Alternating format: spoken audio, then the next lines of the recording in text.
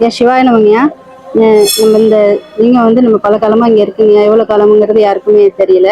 இது வந்து நம்ம சுந்தரர் வந்து திருப்புகலூர்ல இருந்து பொன் பெற்று திருவாரூர் போகும்போது காட்சி கொடுத்த இடங்கய்யா. இங்க காட்சி கொடுத்த தீர்த்தமும் இங்க இருக்கு. அதுக்கான லிங்கம்ங்கிறதுனால இதை இன்னைக்கு எடுத்து நம்ம அரண்மனை அறக்கட்டளை மூலயமா நம்ம எடுத்து இங்க இது பண்றோம் சாமி. சாமி நடன காட்சி கொடுத்து சுந்தரரை வரவேற்றதுனால காட்சி கொடுத்த பெருமான்னு பேர் வைக்கலாம்னு சொல்லிட்டு நம்ம சிவாச்சாரிய விருப்பப்பட்டாங்க. அது மாதிரி செய்யலான் இருக்காங்க. நன்றி சிவானந்தி.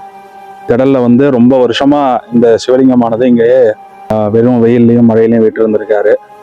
இப்ப அரண்மனை அறக்கட்டளை மூலமாக இந்த சாமியை எடுத்து புனராவர்த்தனம் பண்ணி திருப்பி பிரதிஷ்டை பண்ணி இந்த சுவாமிக்கு நித்திய பூஜைகளை மேற்கொள்வதற்காக ஏற்பாடுகள்லாம் அரண்மனை அறக்கட்டளை மூலமா நடந்துட்டு இருக்கு.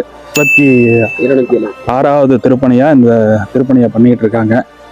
இந்த இடம் வந்து சுந்தரமூர்த்தி நாயனாருக்கு நடன காட்சி கொடுத்த திடல் இது. அதுக்கு வந்து சந்தித்த தீர்த்தம் அப்படிங்கிறது இந்த பின்னால இருக்கு.